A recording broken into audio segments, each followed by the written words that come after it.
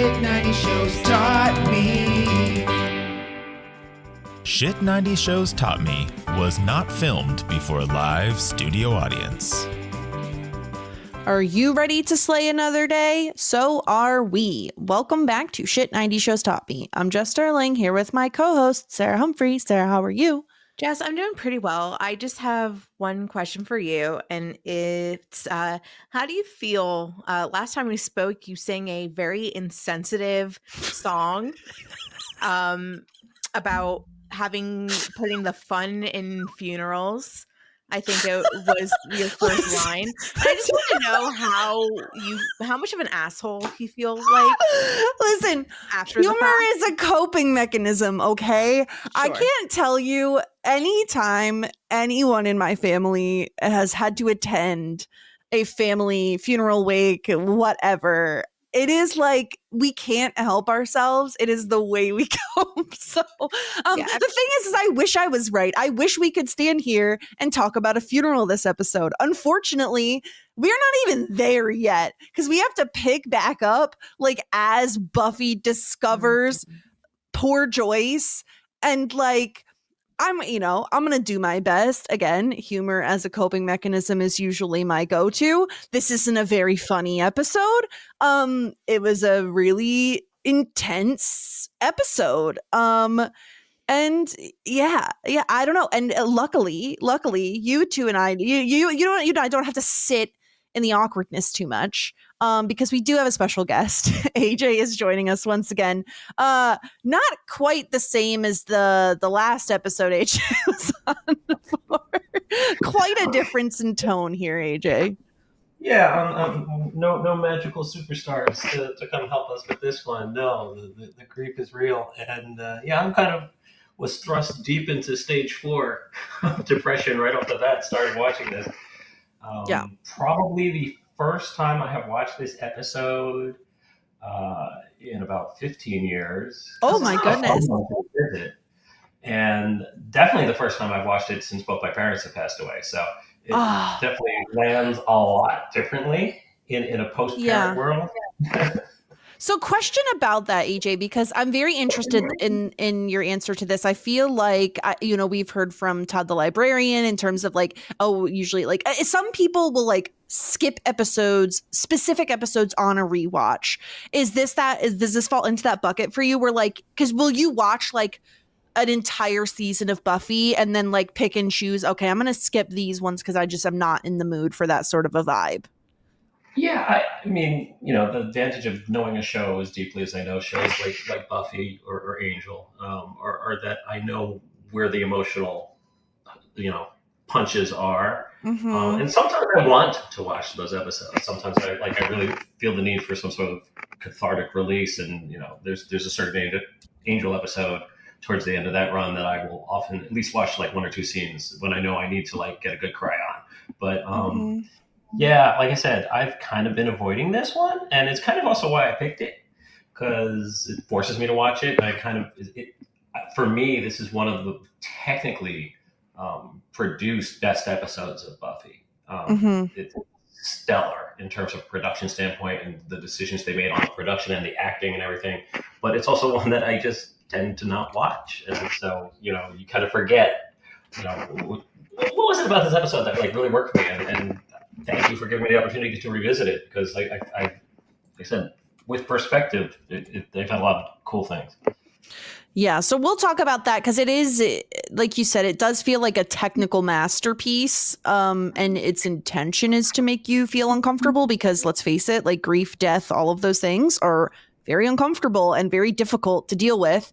Obviously, we're talking Buffy season 5, episode 16, The Body, which like, God, the name alone is like so uncomfortable and so, oh God, it's so like, yeah, because that's what you call it. That's what the paramedic calls it, but it's still like, but it's a person, but it's not, but it's so much. So Sarah, we start off the episode with honestly exactly where we left off with, which is Buffy having discovered Joyce.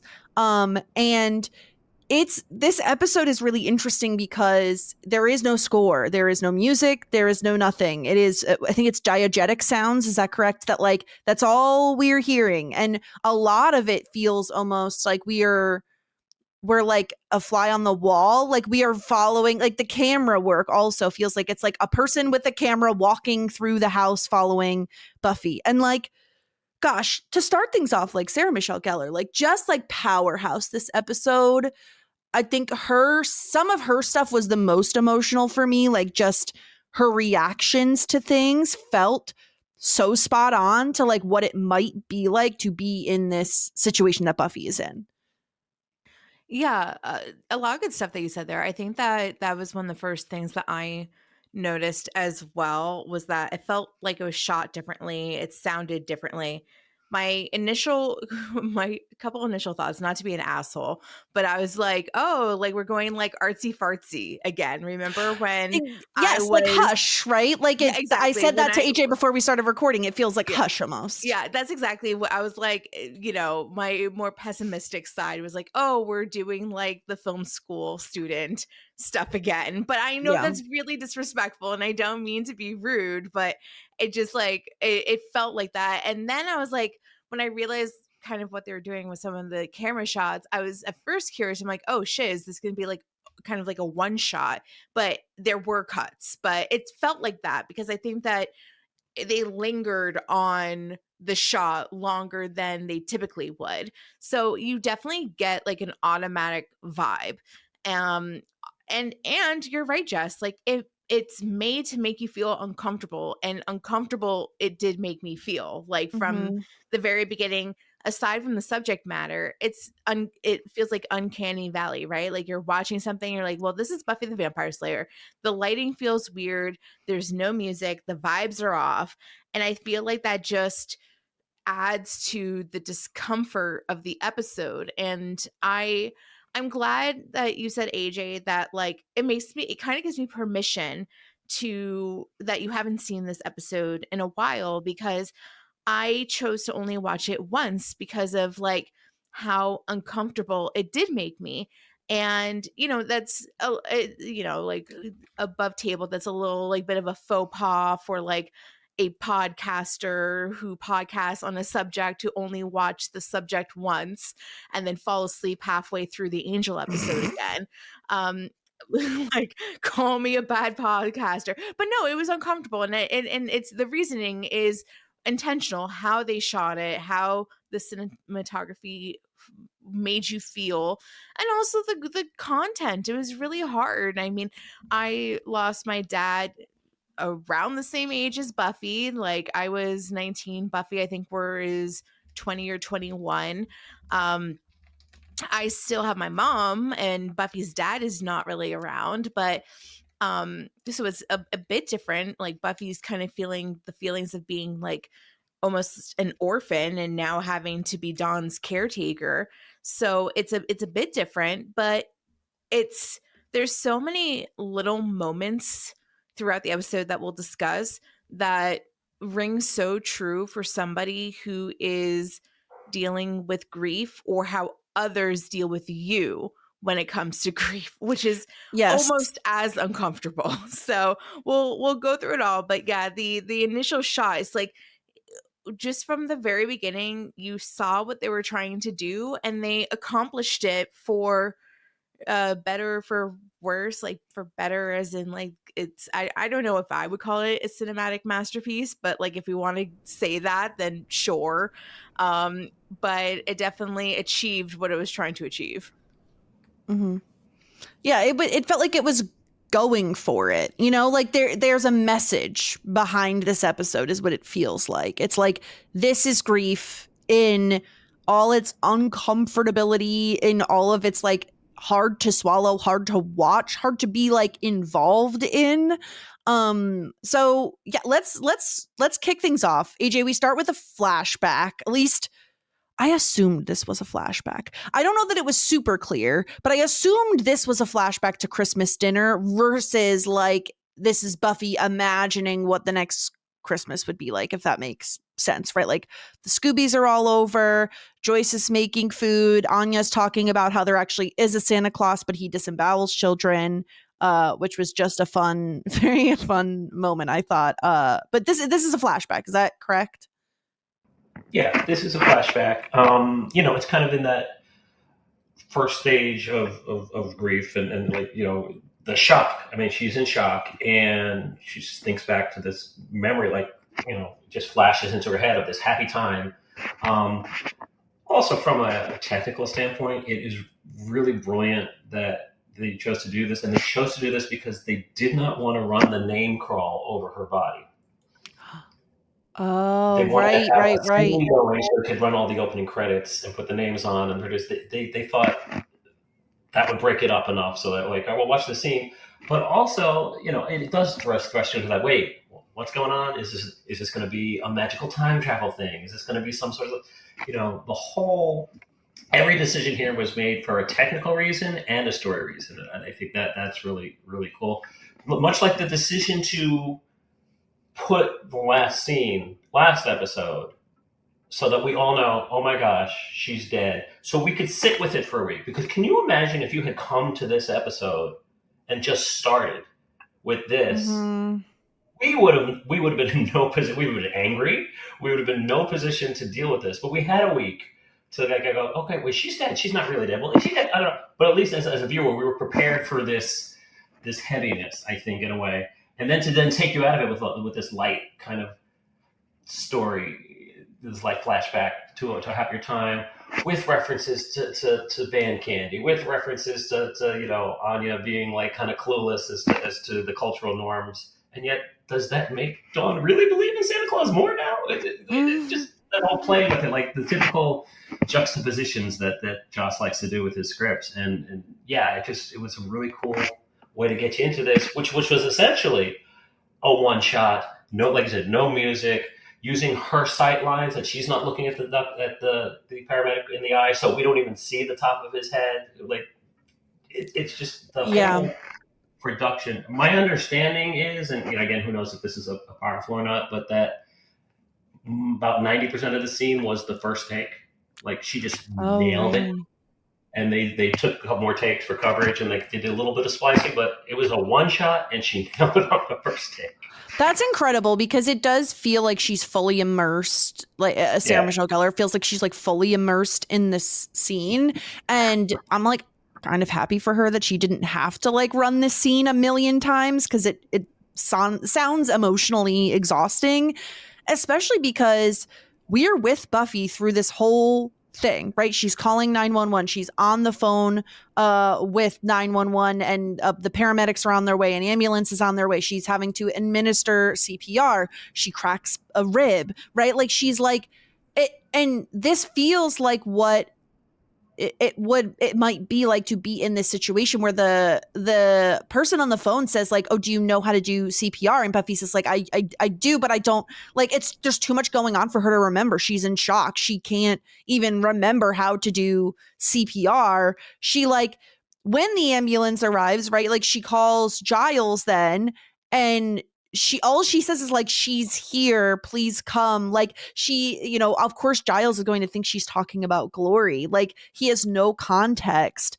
And this just feels very real that she's panicking and she doesn't, everything is coming in like fits and spurts. And Sarah, I think one of the things that broke my heart the most for Buffy in this whole situation is that she's there alone. Like she doesn't have a single other person who will know what it was like to experience those moments. Obviously, Giles shows up very shortly thereafter, but like she is fully alone when the paramedics get there, when she has to talk to the paramedics, when they leave. Like it is literally just her.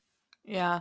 That whole, I mean, but that, I think that once again, I think that this is just lending to Buffy's like greater character arc of like, I need to, like it's up to me at the end of the day. So I feel like that was probably a choice in the writer's room versus like having Dawn there. And I don't think it would have been terrible to have Dawn see the body. Well, I mean, she tries to see the body later, but or she does see the body later. But I think that it's just one of those things of like, yeah, like Buffy has to go at this alone.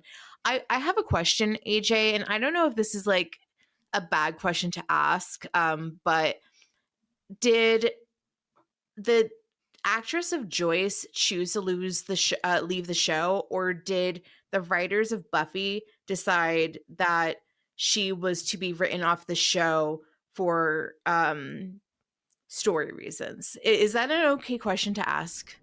Yeah, I think it's an okay question to ask. And my recollection years out is what Joss wanted to do is we've gotten so far into this series and it's supernatural, and Buffy deals with death every single week, and yet you see she's not able to handle this death. So this is a death that impacts the characters, and it's not supernatural.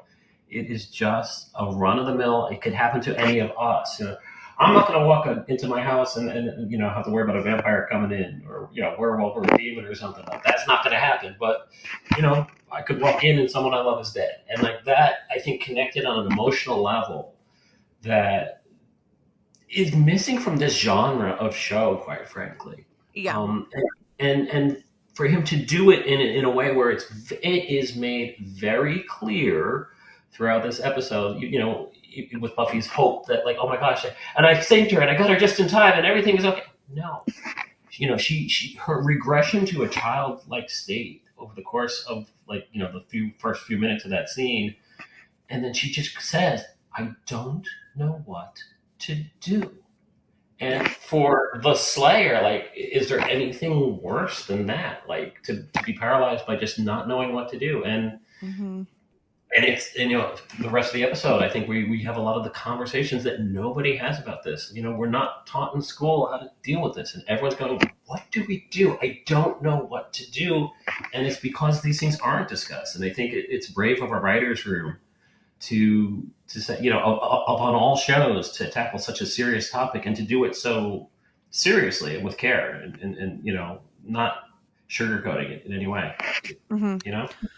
Yeah, and I think like unless you're a person that has handled these affairs before, I really think like no matter how old you are, you still don't really know what to do, right? Like I feel like it doesn't matter if you're 19 years old or you're 45 or 50 or 60 or whatever. Like if it's up to you and it's your first time having to deal with this, it's just like I don't know what to do. Like who do I call? Like how do I make these arrangements? Like is it really like you see on TV where you have to go into some like place and there's like a Ashley Furniture showroom of caskets? Like what do I have to do? So I think that it's like a really real thought of like and like who is she going to call? Like I was thinking, I mean, once again, like I love that she continues to lean on Giles as that parental figure versus her calling like Willow or one of like the younger Scoobies. I feel like she's going to continue to need to like lean on Giles for all the support because I mean, that's the other thing when you lose somebody, like people handle grief in so many ways. And I think like the best thing you could do is like lean on people that are there for you. But I think a lot of people just go into their little shell and try to not deal with it. And I'm glad that she did reach out to Giles in that moment and not take on the whole thing on her own. Except it's kind of unfortunate that the paramedics left by the time that he arrived. Yeah, I was curious about that, not having experienced anything similar to what Buffy is experiencing here. Like, so the paramedics come in, we get that dream sequence of like, oh, you saved her just in time. Of course, that's not real. Joyce is dead. The paramedics leave and say like, oh, the morgue will be on their way. Try not to disturb the body, which again, that's going to keep coming up, the phrasing of the body. And I don't know if this is, the show was made in the 90s. Things are different now, one would hope. I was immediately like, is there not a not a social worker, because I don't like know a if it'd grief be counselor. No, because someone who could be there with why would there her. be? We don't pay enough tax money for that. Like, It's just no. upsetting. Like We the don't fact even- that no we don't one even is get the there for cardboard her. box in Switzerland that others get for the babies. No, there's nothing like that. I mean, AJ, I don't know if you've had to deal with this. Like, I've never had to in that capacity, but like, there's no support. Like, if anything, the only support I remember is that when my dad died in the hospital, both a priest and a rabbi came around for emotional support. That's the only type of thing that I remember of like support, not like a social worker or some sort of like a psychologist therapist. Yeah, I would think that because this was a sudden death, and I would think, yes, the paramedics, I understand why they left, because I had another call, an emergency. And obviously, it creates the opportunity for Buffy to be alone. But I would think probably some police would have come as well, because it is a report of yes, you can look and say, okay, well, it's a natural death of nothing to see here. I would think police would show up, and the police would probably hang around at least until Jaws had showed up. So yes, however, I mean, both of my parents were, and my wife's mother were in the hospital. My wife's father, he came back home to die because he wanted to die at home. So when he did die, yeah, we called and said, well, he's passed away, and we were there with the body until somebody came to collect the body. Like that part did ring true, but again, it was a planned home death. We knew it was like going to be maybe a week, 2 weeks, ended up being a day, because Was he there was not just like hospice care? home hospice. Yeah, Okay. it was yeah, hospice at home. But because of that, like, it was just like, okay, well, it happened. So then you call the people and go, yeah, well, we'll be by to pick up. Yeah. To pick them It up, just feels like there should be people, and obviously this is me, like, our society is not so great a lot of the time, and so like it just feels like there should be someone for Buffy, like, because okay, Buffy has Giles, Buffy has the Scoobies, Buffy has a support system. Yes, that is correct. There are people who don't. And so, like, the idea that there is a Buffy who is alone and is forced to go through this without a single human soul reaching out and saying, like, hey, are you okay? Hey, like, let's talk about this. Let me explain to you the next steps. Because if you're Buffy, who is 18, 19, 20, whatever, who has never experienced a significant death in their life, to then this is all on her shoulders. And she has no one, this is not a class you take in school. This isn't anything where anyone explains to you how this is going to work. And it is so upsetting to then watch Buffy try to handle, quote unquote, everything, because it's all on her, as it always feels like it is. And there not to be a single soul to then say, let me lay out exactly what the steps are and how this is all going to work. Because let's face it, you don't have to do it until you have to do it. And so why would you know how any of this works? You know what I mean? Like, I have a vague idea of the process because of my proximity to a person who experienced a sudden parental loss. You know what I mean? Like, I have a little bit of knowledge because of that. Nothing like what you would need to actually process and go through all of this. And so I think that maybe one of the biggest things that hit me was just watching Buffy having to deal with a lot of this alone. Even when she's surrounded by people, her grief is so solo because of the fact that she was the only one there. And I wish it wasn't that way. And on top of that, she blindsides herself when Giles shows up, and Giles doesn't know what's going on. He's like, "Where's Glory?" He's like, "Glory, you said she's in the house. It must be Glory." And he sees Joyce and runs over, and her instinct, she's just running on instinct now, and she's like, "You're not supposed to move the body," and she instantly catches herself, like, she just called it the body, and like, that is the first step towards acceptance. And that is not a step she wanted to take. She was not ready to take it.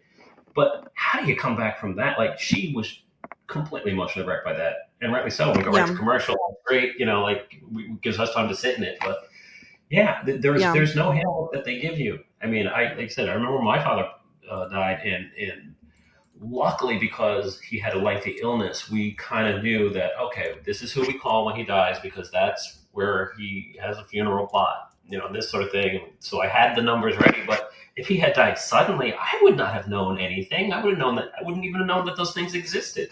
What are the next steps? Yeah. We don't talk about it as a society. We just don't talk about it. And especially because it varies from person to person to person, right? Like in different religions and different cultures, and like there's different steps that you take. So like the answer may not be the same for everyone. And it just feels, I don't know, Sarah, I was really struck by, again, I can't say enough how like incredible I thought Sarah Michelle Gellar was in this episode. Like, her, even the movement of like the way she's holding the phone, the way she's holding the paper towels that she grabs, like it's all very close to her. Like she like needs something to hold on to. The fact that she like immediately just vomits, like as someone who like, my impulse when I'm having like an anxiety or panic attack is like, I feel like I'm going to throw up. I have thrown up. Like that felt so real that like her first instinct, she just throws up in the other room, and her first instinct is of course to clean it up. Like what else is she supposed to do, And then it's the mental checklist for her as well of like, I have to deal with this, I have to deal with this, I have to tell Dawn, I have to the morgue comes, and then I think they bring her to I forget, I guess it's a later scene where I think they're at the hospital, and whoever it is was like, oh, like, do you want this, that, or the other thing? And she's like, oh, I don't know. Thankfully, Giles was able to take on some of that so that she didn't have to sort that out. And also, like, I mean, I don't know. I don't really know. Like, Joyce is really, really young. And of course, she did have cancer, but it wasn't that much like that long ago that like that whole thing was very sudden too.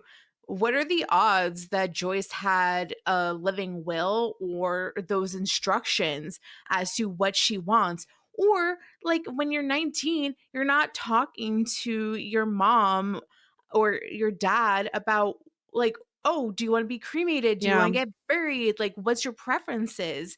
I think that a lot of the times, like, I know that my mom, I don't think my dad didn't have that type of stuff. They were like working on a will when he passed, and like it wasn't complete. And I don't know and he was sick for 7 years as well. So a long prolonged period, maybe they should have gotten it done. I think like if it was me, because I'm so like rigid, I think like I probably would have had it done. I'm surprised. But at least there was your mom to like fall back on, right? But I think my point was, thank you for getting me back onto the point.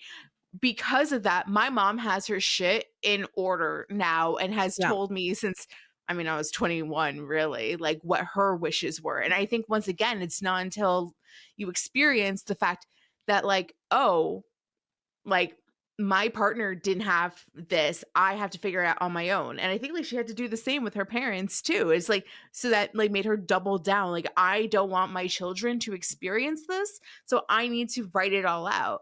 But I think that once again, Joyce was young. I don't know how old she looks like she's in her late 40s or something. I don't know. I like, 90s people, they look so much older than they actually do. Joyce is probably 29. I mean, if we do some like rough math, if Buffy is like 20-ish, that would put Joyce at probably somewhere between 40 and 50 if she had her young. So certainly she's on the younger side. And I can say, because my parents, we've had these discussions now, but my parents didn't have a will until I was in my like 20s. So it wasn't something they were actively thinking about. I don't think it's something you do think about. Maybe, AJ, we could say once Joyce had a brain tumor, like maybe then she put something together, but right? I think it's also like you're in survival mode. So it's Yes. just like, you're not thinking. I mean, some people might think of about those things, but it varies per person and person. And, her illness came and went so fast. And then she was like, oh, good. Like I get to live and like live Go now, on dates and yeah. and then she passed. So yeah, I feel as like I don't blame Joyce for that, but it just makes the whole process a lot more difficult. I mean, I would say if you live in Sunnydale, you should probably have a will. That's so good though, so true. But I mean, with all the death and dying that surrounds Buffy, generally the only thing you need to do is grab a broom. I mean, vampires get dusted, like you're done. Like move on, or just leave it there if it's in a crypt. Like, it just adds to the ambiance. But no, I think definitely it is something that again people don't think about. They don't want to talk about it. I think that's a good portion of why he did this episode, why Josh wrote this episode as well. And just again hammering it home there's no sweeping score, there's no violin music to make you you're feeling these emotions just on it's earned on what's going on the screen, and yet it allowed them to do some tricks, which is like when all right, the paramedics are gone, she opens up the door and like tries to take a breath outside. Happy wind chimes, children playing, birds chirping, like life is going on everywhere else except in her living room, and it's more isolating than it would have been if. So as is first on her to-do list, Buffy goes to get Dawn from school. And we see Dawn crying, but it's because there are rumors about her self-harm incident. So there's this one girl who's like bullying her as if there's not enough stuff happening to Dawn. This is happening too. We did get to hear her call someone a biatch, which just put this in such a space and time that made me so happy in a very difficult episode. The biatch did kill me. And they go to art class, and God, this was like, again, Sarah, like again, artsy fartsy isn't like the word, but like it felt so on the nose of like, we're not drawing the object, we're drawing the space around the object, and they're drawing literally a body.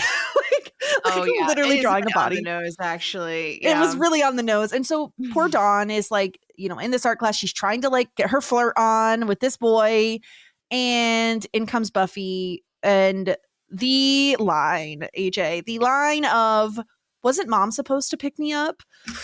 Oh, like, good God. So rough. Yeah, because like you would think that exactly like they would get called to the principal's office. Like they wouldn't do it in front of everyone. In front of a giant window. But the giant window is reminiscent of my experience in the hospital, seeing the doctor tell my mom and my uncle that my father passed away while I was in the waiting area, and you see it from there. So like that, I felt like kind of was reminiscent for that. And then seeing Dawn collapse the floor, I think like that was one of the most heart-wrenching moments for me, because she's so young. Like I was doing the math, and once again it's like very reminiscent of like me and my sister and our age gap, and the fact that Miranda, my sister, was only 12 years old when my dad passed away, 13,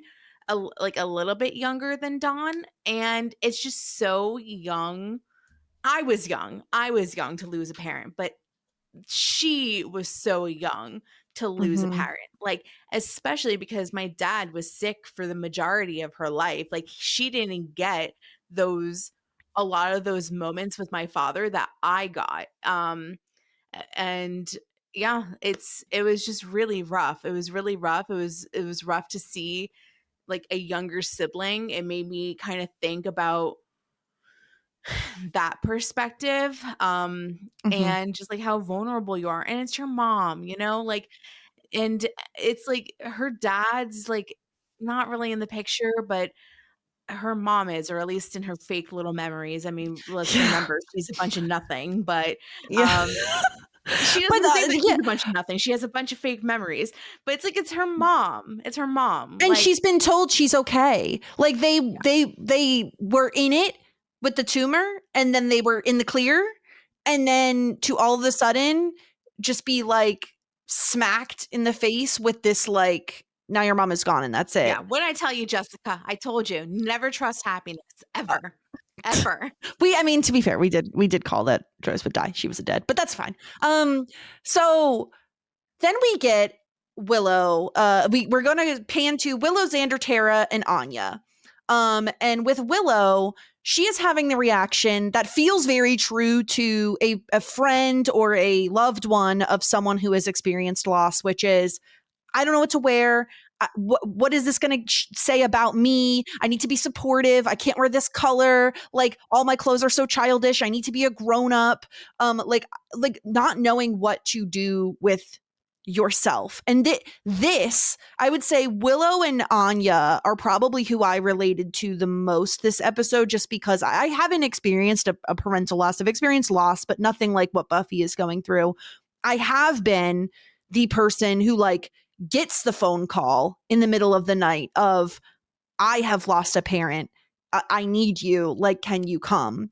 And like feeling like a kid, feeling like I don't know what I am supposed to do, because I'm not supposed to have to go through this, and you're not supposed to have to go through this, and none of us are supposed to have to go through this. And what do I wear? What do I say? What do I do?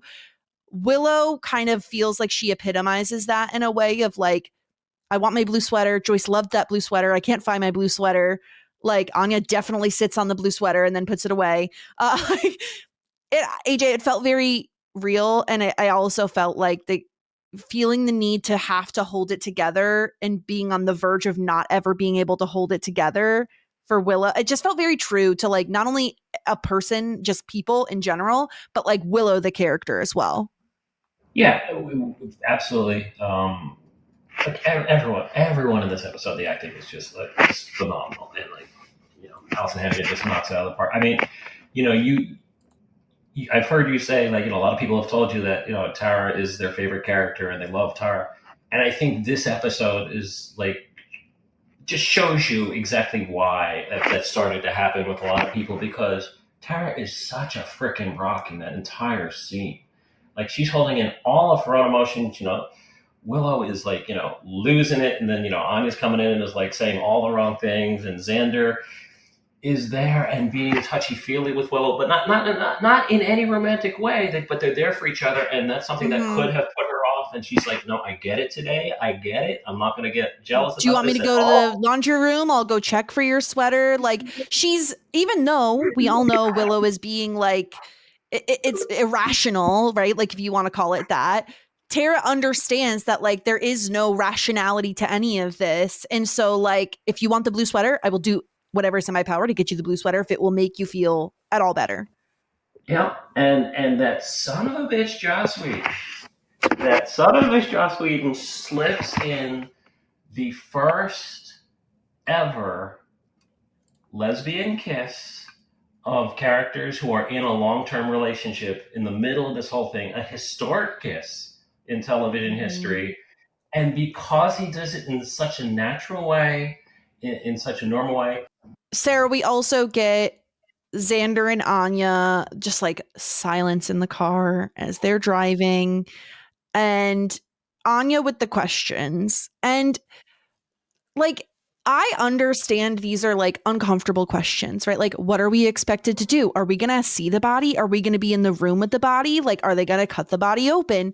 Like, yes, they're uncomfortable questions, but I do feel like they're just questions everyone has. And she's just the only one who's vocalizing them, Yeah. I think that's right, because once again, like, especially if this is your first time going through it, you have these questions. It's almost childlike, but Anya is the only one that's blunt enough to do it, and she doesn't understand, which doesn't really make sense a little bit, because she's seen like gazillion people die, but I guess nobody that she actually cared about.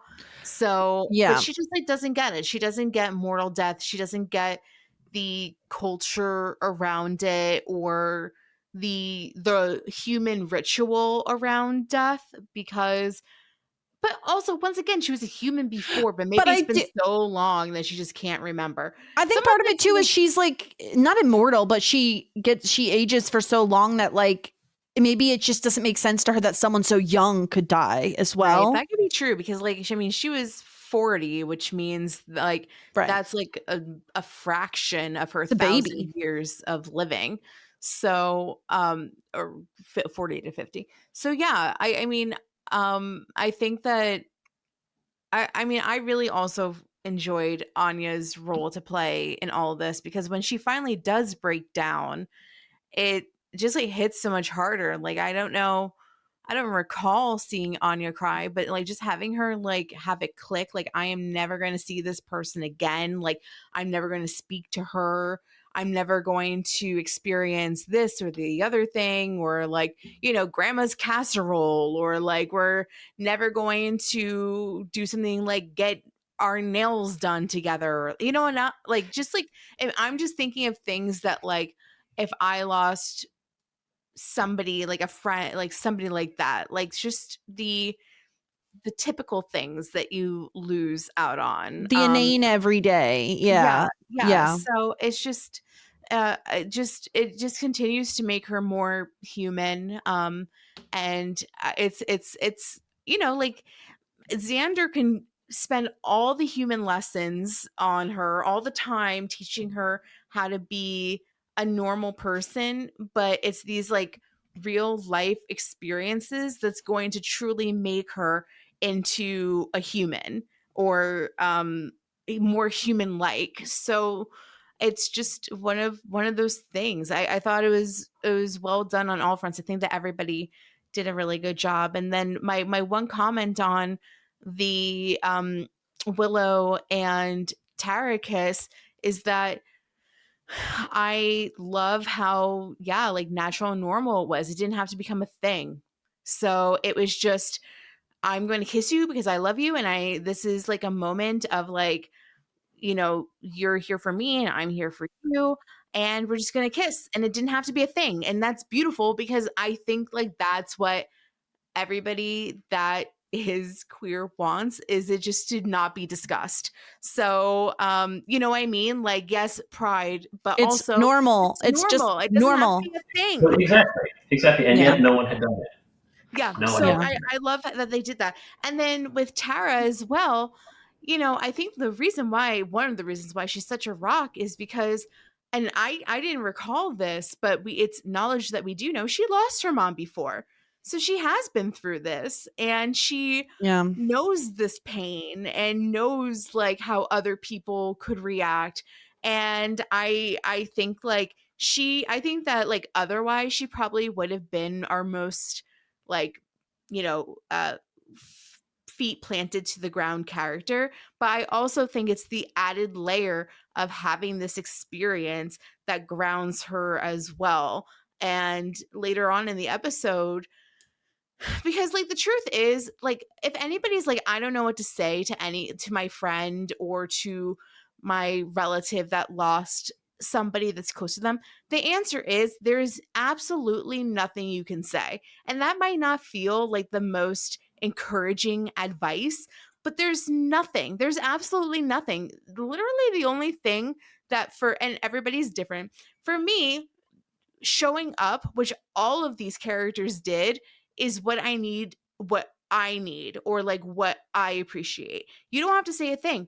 Just sit there and be with me. And that's not comfortable because like we are all we're all programmed to want to try to fix it and make people feel better and comfortable.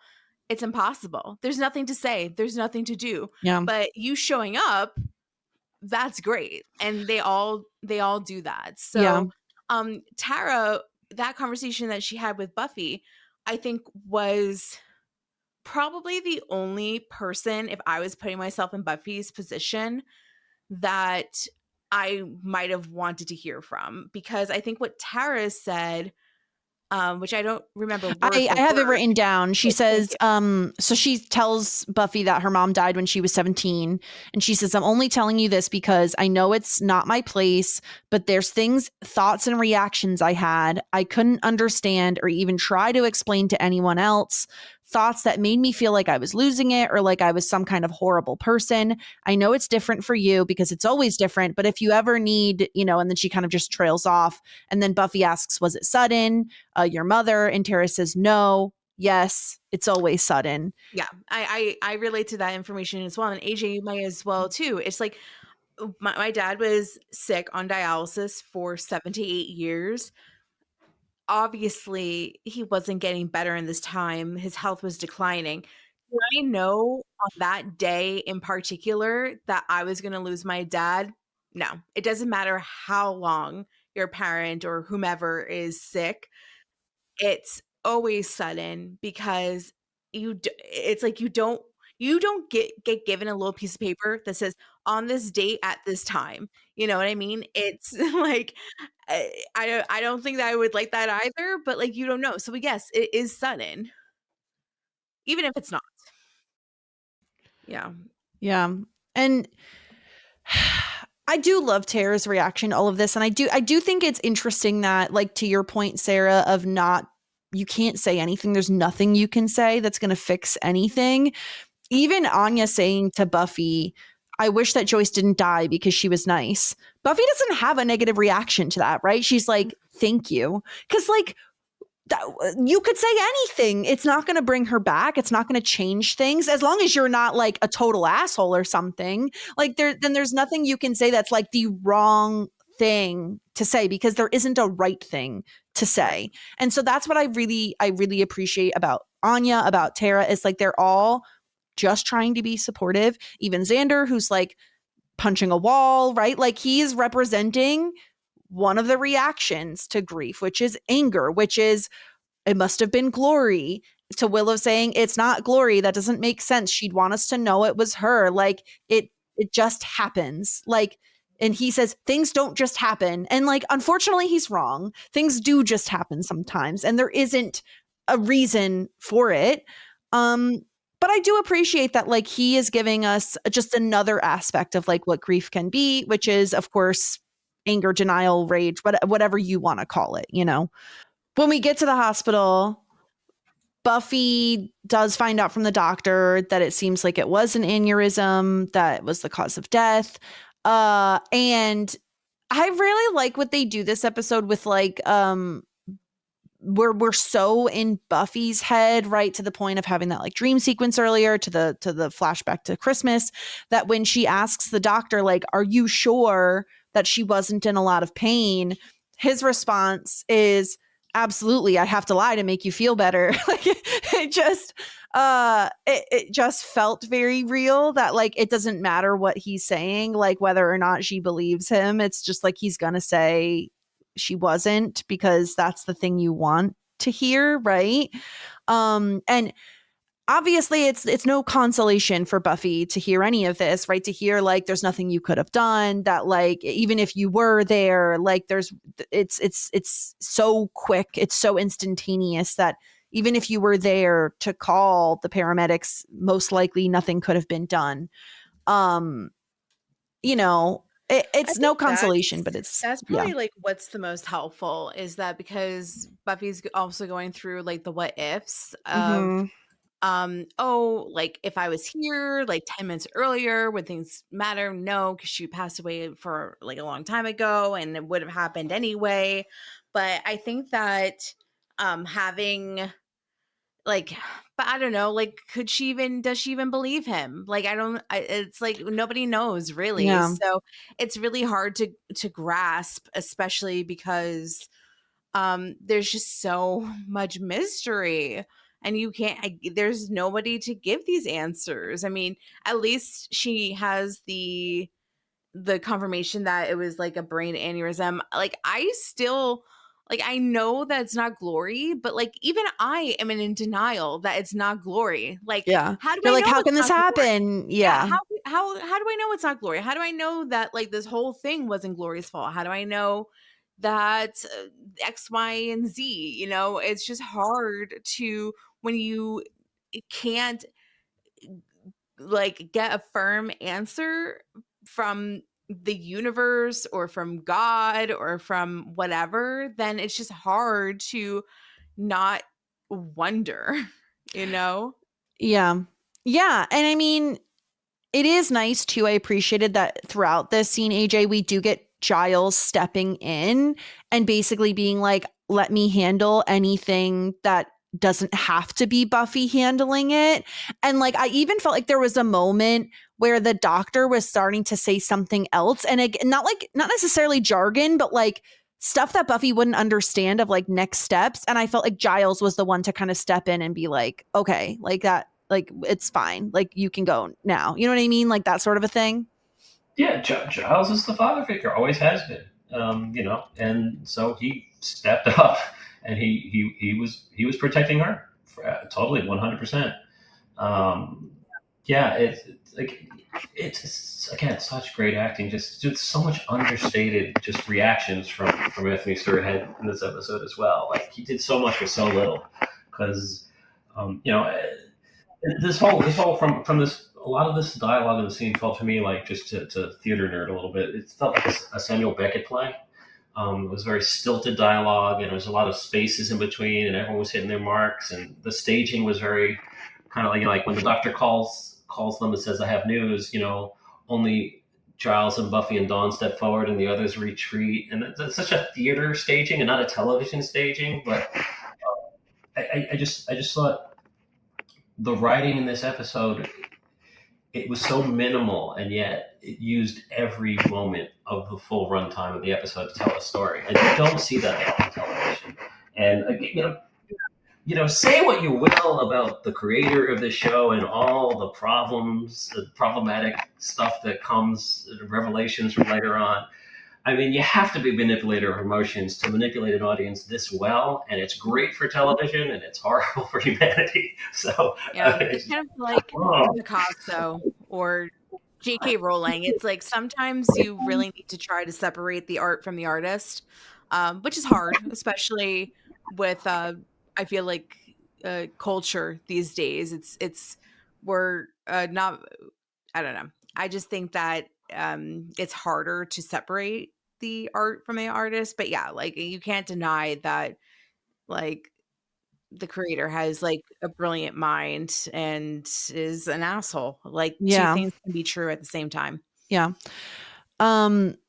So while Buffy and Tara are having this conversation that we talked about previously, the remainder of the Scoobies go to the vending machine because, again, like you said, Sarah, it's like people want to help. They want to do something. They want to do anything, and maybe getting a snack, will help something. And gosh, it's so real. I love that they come back with the entire vending machine. Like they're like, we bought everything. We didn't know what you'd want, so we bought one of everything just in case. It's so sweet. It's so like understandable to like panic buy, to just be like, let me throw food at it and hopefully help something. That's how you end up with like 72 casseroles and like 11 loaves of bread. She has a lot of lasagnas in her future, I think. Yeah, exactly. So in the meantime, though, Dawn says she's going to go to the bathroom, but she has yet to see the body, Joyce. She has yet to see her since all of this went down. And this I thought was really interesting in terms of like, are we supposed to read this as like a child's curiosity? Are we supposed to read this as it's hard to grieve something without physically seeing it, right? Like seeing it to believe it, sort of a thing. I don't know, but she goes to the morgue, to see her mom. And AJ, why was this the time of vampire? It was like, hey, don't forget, the show is still about vampires, and I am here, and I am going to attack you. Like, we didn't need you here right now, guy. Okay, now's not the time. I was torn. I haven't seen this episode in so long. I was just thinking to myself, like, wait, is there a vampire in this scene or not? I didn't remember. But I do think it did serve a purpose that Buffy needs to, instinctively react and realize she's the Slayer. But beyond all this, like that gets her back on task a little bit. But also seeing Dawn not in the least bit afraid of the vampire, she's afraid to look at the body. Like that just shows how emotionally paralyzing death is, and because we don't talk about it, and it's mysterious and it's scarier than vampires. And yeah, I do think she wanted to see it because, I mean, Buffy even says, I don't think she believes me. I think Dawn thinks I'm lying to her. And why wouldn't she? Because of all, the key of all, like. That's interesting. Yeah. I take it as like Dawn is like such a curious person. She is, I mean, after all, she was Harriet the Spy, very curious. She's a stair dweller. She is a stairwell spy. Yeah, just curiosity. Yeah, I struggled with the vampire, but I think what you're saying, AJ, is really interesting, and I think that if you look at it at that perspective, then it's less out of place, which I just felt initially it was just like, why are we doing this? Like, I don't know. On top of it, I think you get that kind of sense that, okay, dead bodies still come back. So maybe my mom can wake up at this point too. Like, why, or the unfairness of it. Like, why doesn't she get to come back? Like, she's a good person. She's not an evil vampire. Yeah. Like, but he gets to come back. And I there's a lot loaded there, I think, in that sequence. That's interesting. Yeah, and especially because, like, in this struggle, right? Like you said before, right? When Buffy takes out the vampire, there's no body to deal with, right? Like, it's just simply dust. It is gone. But Joyce still remains, and now the sheet has like fallen off of her in the struggle, and Dawn finally looks at her mom and says, "Is she cold?" And Buffy says, "That's not her. She's gone." Like, it's, and we like end the episode with like Dawn reaching out a hand, which again, like, I don't know how I would feel. I really don't know how I would feel if I was Dawn's age. Like, feeling the need to confirm it. You know what I mean? Feeling the need to like actually verify that this is a real thing that is happening. I could understand that. It just, you just feel awful. You just feel awful. You feel awful for the whole situation, everyone involved, and like especially Dawn and Buffy. Because Sarah, we've talked so much about the relationship between Dawn and Buffy and just their sibling dynamic of Buffy being so much older and feeling the need to protect Dawn.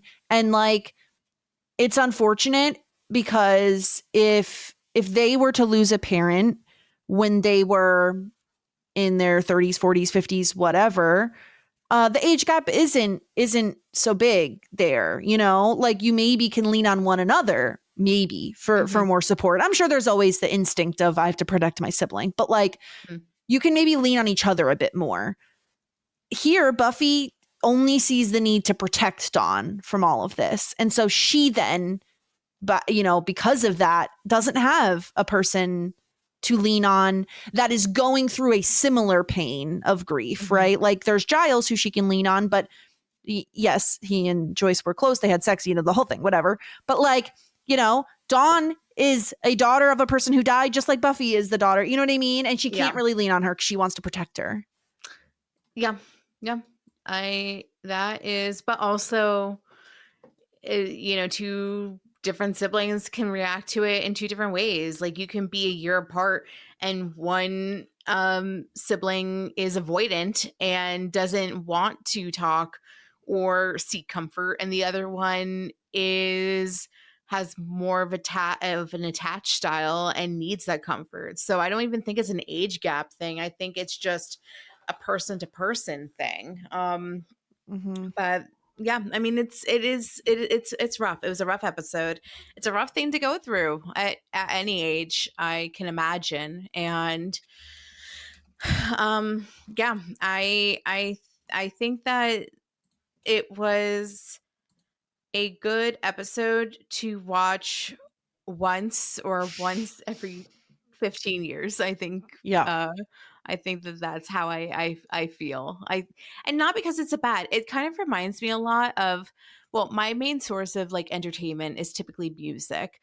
I listen to music all the time, and there's definitely songs from certain albums that it's not like I dislike the song. I just don't listen to it because it's too real. And I feel like I can, and it affects me emotionally. And I think that this episode is kind of like that. I don't think it's a bad episode by any means. I just don't want any part of it ever again. Yeah. So That's fair. Yeah.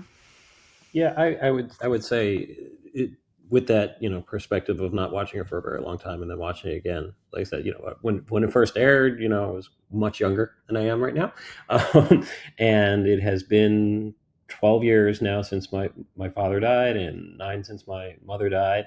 But I had to say it was nice for me to get a cathartic chuckle, because when I went to when my mother died and I went to see the body in the hospital the next day, I got a parking ticket. Stop. And yeah, Oh. not only did I get a parking ticket, but the hearse that came to pick up her body to transport it to the cemetery also got a parking ticket for parking in the loading zone, which is exactly where it was supposed to be. Okay, I just think hearses should be like immune from that just feels wrong. I'm sorry, that feels wrong. In the loading zone for bodies, and it's still got a parking ticket. So yeah, I haven't forgotten, because again, haven't seen this episode too many times. And so I was like, okay, I'm not the only one who got a parking ticket on the day that their parent died. So there was kind of put a little smile on my face. I could see this being an episode you go to if like you need to feel things, right? Like if you need to like get it out, but also like this was rough, man. Like this was a rough one to watch. This is probably one of the top 5 best written Buffy episodes. But again, that sheer like acting, writing, technically produced. But yeah, I'm not watching it. If I have, I'm gonna skip. No, it's too tough. It's too rough. Yeah. Like these actors are too good. Like they're all so on point that it's too much. It's like the movie Requiem for a Dream, which I saw once, and I said, "Wow, that was great. I'm never watching this movie ever again." Yeah, it's just too much. There are reasons I won't watch certain films, and it's because it's like I don't need to feel those things. Like I'm okay, I'm good. Like I'm all right. I'm happy with my feelings at this current moment. But yeah, that was our episode. It was a lot. It was really well done. It was intended to make us feel every part of grief, which isn't a fun experience, but like, I really hope next week we're just on the funeral. I can't take another one of those in a row. You know what I mean, Sarah? Can I tell you? I think they realized this when during the original run of the show, and there were 6 weeks in between this episode and the next episode of Buffy. So they gave us time to just relax and take a break, and then we come back in 6 weeks and like, okay, we're ready for Buffy again. So I don't know if we'll see a funeral at this point, Jess. Like, what more is there to say, honestly?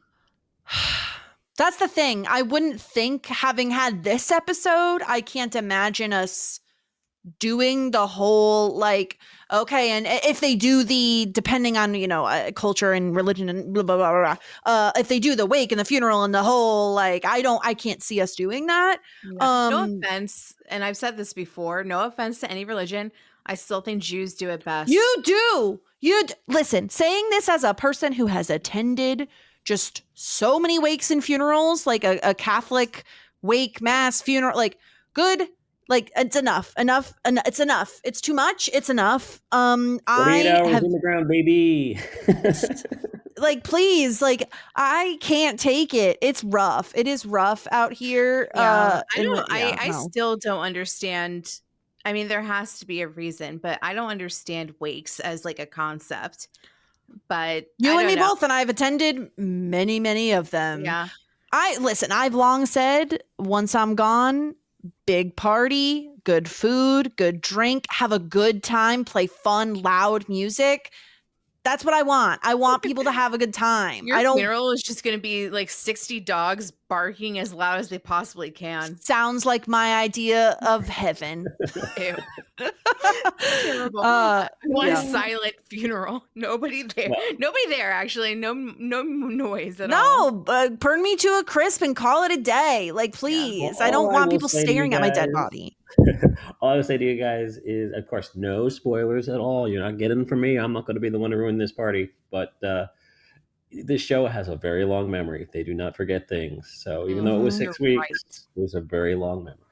You're right. It's kind of like they never let me get away with anything, right? Like I'm like, We can't be okay, like, happy. maybe we'll just yada yada, Yeah. and then it's just like, no, you may not yada yada. Like, No, we will you may sit in not. this grief forever. Oh, maybe we'll just forget this whole thing happened. It's like, no, we will not. We will We'll bring never up forget this anything. one character 9 years later. I'm like, no, be like every other show, Buffy. Be Yeah, like every other show. Forget your history like Boy Meets World does. They constantly forget it. It's like, yeah, Yeah. exactly. Yeah. It's ridiculous. Oh, one more conceptual question.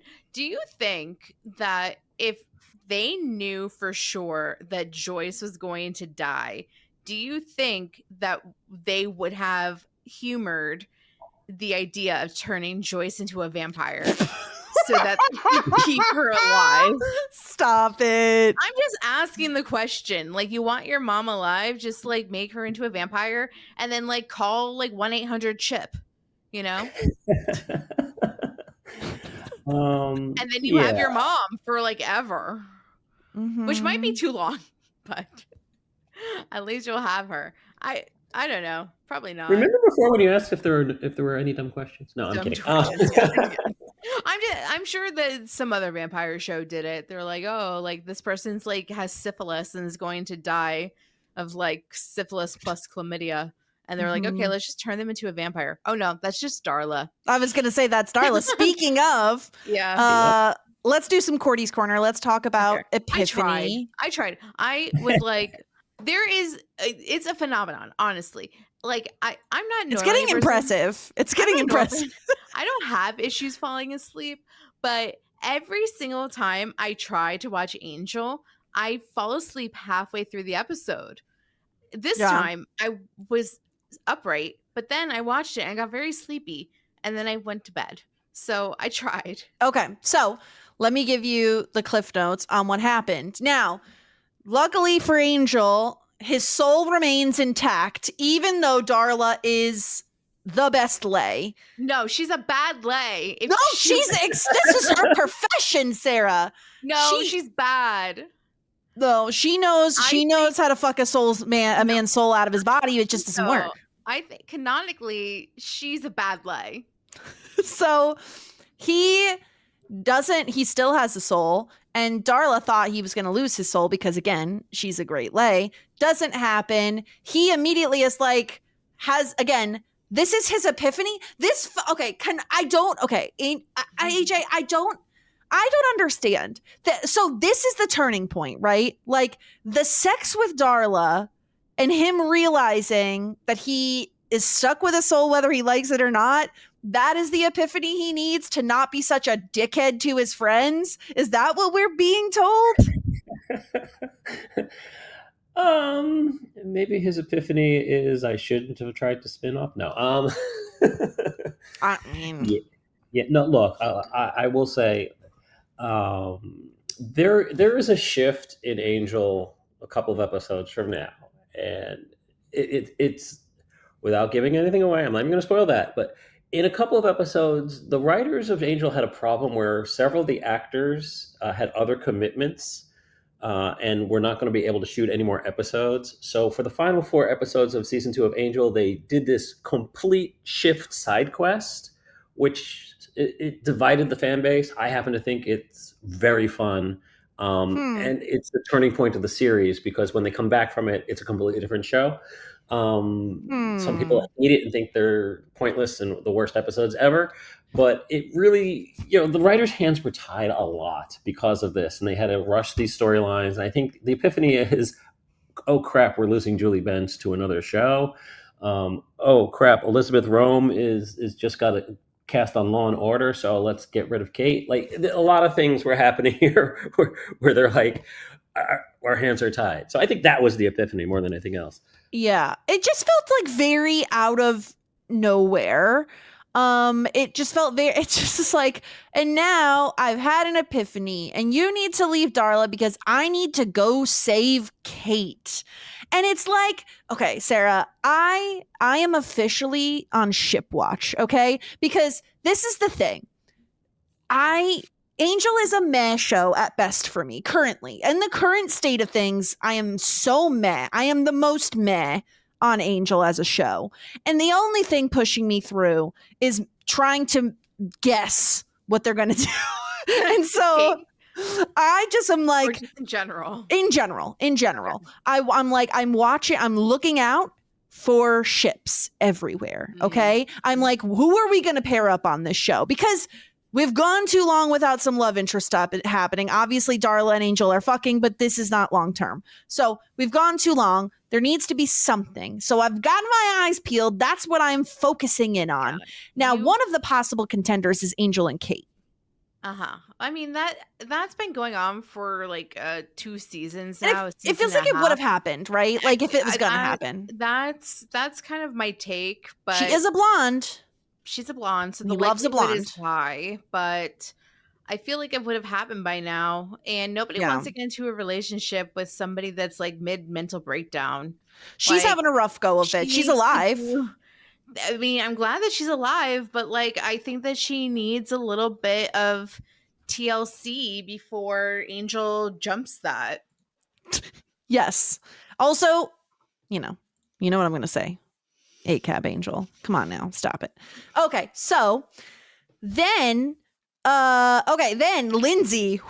Lindsay. Can I just say how chuffed to bits, how fucking tickled I was when I saw Lindsay driving that little red truck. Put that Christmas tree on in the back, Lindsay. Come on, man. 'Tis the season. 'Tis the season. I don't know if I saw that. That was probably after I fell asleep. It probably was. He's driving this. Basically, what happens, and AJ, please correct me if I'm wrong on literally any of this, because I'm watching the show, but like, am I consuming it? I don't know. Lindsay is pissed off because he's a guy and he's jealous because Darla fucked Angel and he now knows about it and he is pissed and he says, I'm gonna fucking kill that guy because I have masculine rage. So he wants to go kill Angel, but Angel, he won't be fucked around with. He smashes the fuck out of that fake hand that Lindsay has. And it's really funny. Oh, like with an anchor? No, it was not with an anchor. No, I think it was like what's a crowbar? Was it like a crowbar or something? So he needs to kill Lindsay and he doesn't kill Lindsay. He kills Lindsay's hand.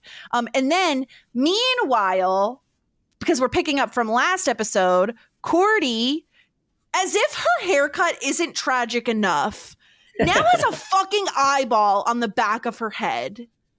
Why? AJ, why does this show hate Cordelia? Tell me. Explain it to me. Well, because Joss hates Cordelia. I mean, I think we learned that. We learned why, unfortunately. I will say that I haven't been rewatching Angel along with you guys, but I've watched Angel several times. I enjoyed the show immensely. Like I say, the show's about to get a lot less dark for the rest of the season. Like as in it's not so Batman-y soon. As in genuine comedy. Oh, great. Genuine, perfect. Good Love humor. That. The tone shifts. And again, a lot of it is because they were doing this serious, oh, guys, they're killed. And it becomes, oh, we don't have those actors anymore? Let's do something. Like you cannot guess where this storyline is going in 2 episodes. You can't. Great. I love that for me. Absolutely cannot. And maybe they'll keep Sarah awake. Yeah. Will it keep me awake? will keep you awake because your jaw will be like, wait, what are they doing? Wait, I can't wait. excuse Is this me? going to be like Felicity season 4? Because that was a trippy time. That was a trippy time. Also, I looked it up, Sarah. He smashed a hand with a sledgehammer. So that's comedy, peak comedy. There you go. He went all Peter Gabriel on his ass. Yeah. Yeah. Meanwhile, so Cordelia, eyeball in the back of her head. Angel busts goes to Wesley's house and is like, "Hey man, we cool? We're friends now, right? Because I need to save you." And poor Wesley, who's still in a wheelchair, is like, "Yes, please come save me because there's angry, scary demons behind me that are trying to kill me." So, but he's peed off. He is peed off at Angel because Angel, you can't just be a dick and fire all your friends and be mean to them for weeks and then show up and be like, "Hey, we cool, we friends." No, you're not friends. But they all have to go save Cordelia because the demons be demoning, you know. They get caught because they're not stealthy at all. And then Angel takes Lindsay's little red truck with the Christmas tree in the back and fucking drives through the house. Whose house? The people that called Cordelia to get her to come over. Yeah. Okay. Yes. Okay. Yeah. And saves them, basically. And Darla's now gone. She's missing. Lindsay doesn't know where she is. Cordelia. So this is the other ship I'm on. I got my eyes on, Sarah. I'm looking at them. Angel, so they're talking about like, because Angel and Wesley are going to find Cordelia. They're trying to find Cordelia. And he's like, well, she's probably out with friends, right? Like she has so many friends. She's probably like partying. And Wesley's like, you don't know Cordelia anymore. She's like the hardest worker. She's so lonely. She has 0 friends. She would not be out. So this is a bad thing. And I'm like, and then when they all reconvene at the end, Cordelia is the one who feels like she has not forgiven Angel yet. Like she's the most like resentful. Well, and I'm like, also known him the longest. I'm like, are they setting up an Angel Cordelia thing? Probably, but I she's hope not bond enough yet. She deserves so much better. Okay. The other thing I got my eyes out for is because Wesley was defending Cordelia. I'm like, are we going to retry the Wesley Cordelia thing that we tried one time and it was really bad? I mean, to be honest with you, this show, as we should all be remembered, is for the bros. And what are girls for? Making dinner and dating. So yes, of course, Cordelia is going to be getting with Angel most likely, because what else she be, because he's the name of the show for, you know? Yeah. And I'm being you know, sarcastic, but I'm believing it fully. Yes, like, we are still in the 90s, people. There's still going to be romance because it's a television show in the 90s. Yeah, Cordelia's purpose is to, you know, be pretty, and you know, it's a problem. Yeah. I'm going to say something to all the people out there listening who have watched Angel several times, or maybe even just once, but are aware of where this is all going, and listening to Jess and Sarah here, and it's delightful. I mean, I'm going to throw a little spoiler out there. It's not a spoiler for you guys, but for them, like, they're still living in a pre-Grusalog world, and these girls don't know what's about to hit them. Grusalog gives glib-glob energy. Gooseglobs. So the other interesting tidbit that I don't know if this is important but felt worth mentioning is apparently, because Angel ended up saving Kate, right, when she was possibly ODing, Kate reveals that she never invited Angel into her home, but he was able to enter and save her. I don't know if that means anything, but it felt worth mentioning because vampires aren't supposed to do that. They're not supposed to be allowed to do that. So I don't know what the fuck that's about. So wait, are you saying that fucking Darla fixed him in some way? So maybe he's a human now? No, he's definitely not. He's still a vampire for surezies. How do we know? Have we seen his teeth? I don't know if we did. I feel like he still had like super strength and stuff. I thought maybe not. Okay. Maybe he's so secretly not a vampire. Maybe Kate just, you know, welcomes. Maybe in her drunken voicemail she invited him in. I mean, that's true. She did send a very long drunken voicemail. Yeah. And probably some of it was like, why don't you come here and show me blah, blah, blah, Yeah, blah, whip blah. it out, Angel. Come in Not my like that, apartment. Jessica. I mean, Not like that. and then by the end of the episode, the crew is kind of back together. They're gonna all work back together, but he needs to earn back their trust and yada yada yada. And again, because I'm on ship watch, people. When Cordelia has her next vision, Angel is the one that catches her before she falls to the ground. I just felt the need to point that out. So what do you want, Jess? Like, out of all I of want better for Cordelia. That's what I want. Okay, so then if you had to choose one of these little ships that you're collecting, which ship do you want to set out to sea? I think it would be fun if Wesley and Cordelia like actually ended up having chemistry after that first very botched attempt, but I also really like them as friends. I definitely don't want her to be with Angel. Like, she deserves so much better than boring Angel. I want her to find a wealthy suitor because that's what she deserves. Someone who treats her nicely and gives her what she wants. Who do you think likes money more, Cordelia or Anya? Good question. I mean, at this point, Anya's certainly making more money, so probably her. Also, we just recently watched the Charlie Brown Christmas special, and there's a moment where Lucy, because she has her little like therapy station with her like 5 cents per whatever, and she's like, this is a very short thing. It's like 20 something minutes. And there's like a full minute of her shaking the can of coins being like, I love money. Oh yeah. I remember that. I was like, I did not remember this. So yeah, that's where we are. I would say that Cordelia likes the trappings of money, where Anya loves the concept of money more. Yeah. Interesting. Yeah. So that was our Angel episode. So that's where we are. The gang is back together. Angel apparently had an epiphany after having sex with Darla. Good for him. Darla is nowhere to be seen. Lindsay is down one hand yet again. Shorthanded? He is shorthanded, and he drives a little red truck, which I will never forget. It's nice. It's very nice to see an Angel episode end with the gang all in harmony, because it doesn't happen very often. Oh, and the host was around again, but mostly just to be like, hey, Angel, your friends are going to die tonight, so maybe you better do something about that, you know? MVP, that guy. He really knows what's up. So next week, our episodes are as follows. Season 5, episode 17 of Buffy, Forever.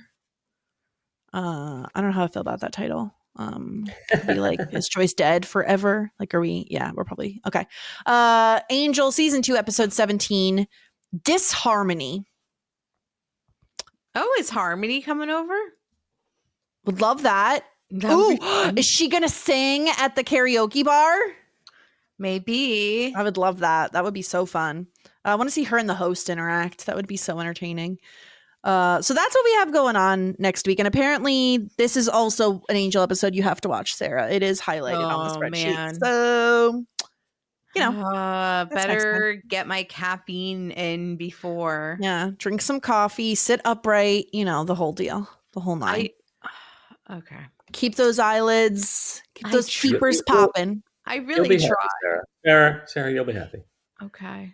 And then quick little hit on some feedback we got. Joe sent in a message. This is one of my all-time favorite Buffy episodes, maybe even just TV. The lack of soundtrack and music plays so well, amazingly acted, and how each character gets their moment to grieve. Just brilliant. Which couldn't have said it better, Joe. Yeah. We also got an email from Sophie. You guys finally made it to the body. Yeah, it was a tough one. Were you prepared for any episodes like this? The way you were speaking about it last week didn't seem like this was what you were expecting. I hope Sarah made it out okay. As Jess doesn't cry at media, I assume she was fine. Jess was laughing. I was not laughing. I did not laugh at this. I did laugh at the biatch. Did you cry? No. But really? I did laugh at the biatch. No, I cried. I cried. I definitely cried when with the Dawn thing. Mm-hmm. I definitely cried, I think, with Anya breaking down. I'm trying to think. I cried twice. I just can't remember exactly when. Definitely at the Dawn stuff. That I Yeah. think hit me the most. Yeah. It's considered one of the highest rated episodes of Buffy, at least top 3, and to many, one of the best depictions of grief and the moments after the death of a loved one. If it wasn't obvious, this is the episode that people skip when they talk about skipping a Buffy episode. Oh, that makes sense, especially from season 5. And then there's a couple of behind the scenes things, some that AJ already mentioned, which I'll skip, but apparently the opening scene, Joss Whedon felt really bad because of how many times Sarah Michelle Gellar had to do it. And she had to, because it was a one shot, she had to do like the part where she's happy and like looking for her mom straight into like the finding part, which is like, that's brutal. And now that there are so many shows on streaming, this is especially prevalent as Joss wrote the episode with TV act breaks and production in mind, like the holiday scene or how the episode is divided into 4 acts. Everyone together, each act beginning showing Joyce's face right after each commercial break.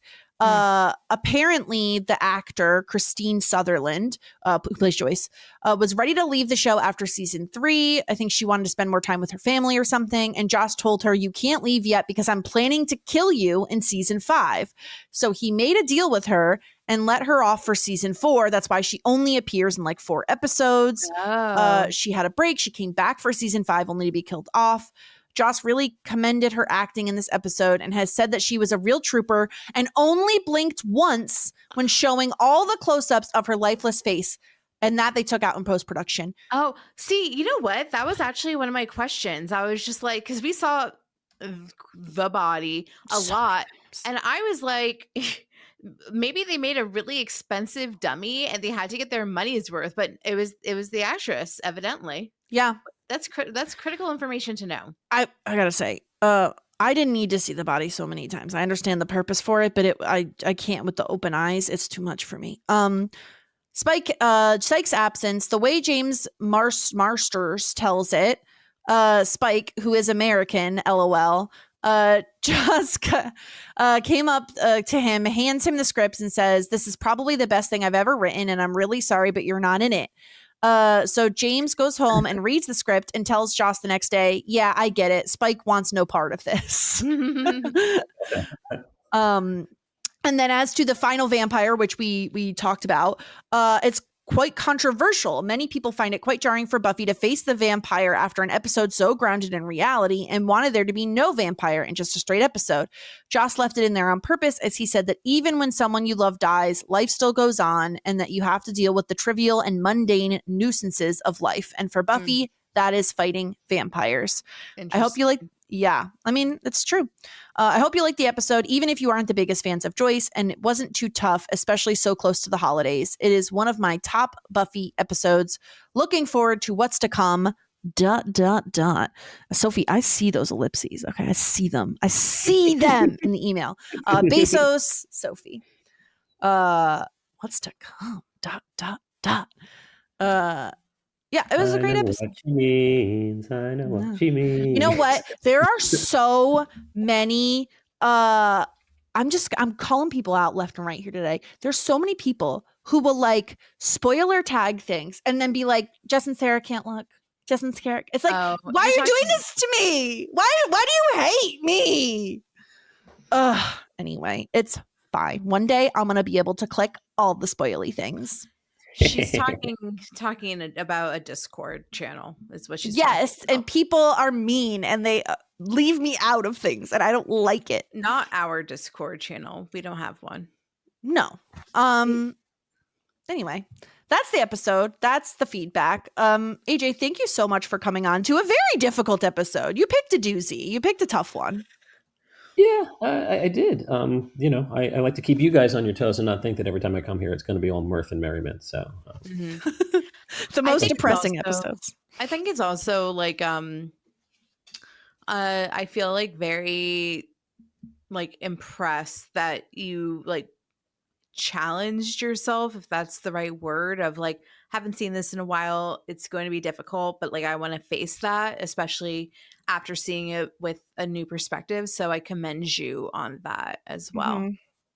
Thank you. I appreciate that. It's it's like when I watch shows that when I was younger, I identified with the kids, and now I watch those same shows and I identify with the parents. And like My So-Called Life is that one where it was like, oh, these kids, oh no, it's the parents I relate to. So it's always good to go back and challenge yourself to see these things from a different perspective. And the quality shows are going to hold up regardless. But and then the ones that don't, you go, when I was a child, I played with childish things, and I can leave them behind. So luckily, I am not leaving Buffy behind. So, well, that's about everything. AJ, is there anything you want people to check out? Anywhere people can find you? If you have anything else going on? I don't have a lot of podcasting stuff going on, so I reserve myself for a select few, and you guys are in that group. So thank you for giving me the outlet. I appreciate it. It's always fun to go on with you guys. But if you want to track me down on Blueski, at AJ Mass on the Blueski, I am there and only there. And if you want to check out some sports stuff on a 4-letter website, you know where to find me there too. All right, and Sarah and I have this going on. So listen to Buffy. We'll be back next week with more Buffy. Hopefully, maybe there'll be some comedy in next week's episode. But if not, then we'll be here regardless. So until next time, here endeth the lesson. Just ask. Shit 90 shows taught me. Shit 90 Shows Taught Me was not filmed before a live studio audience.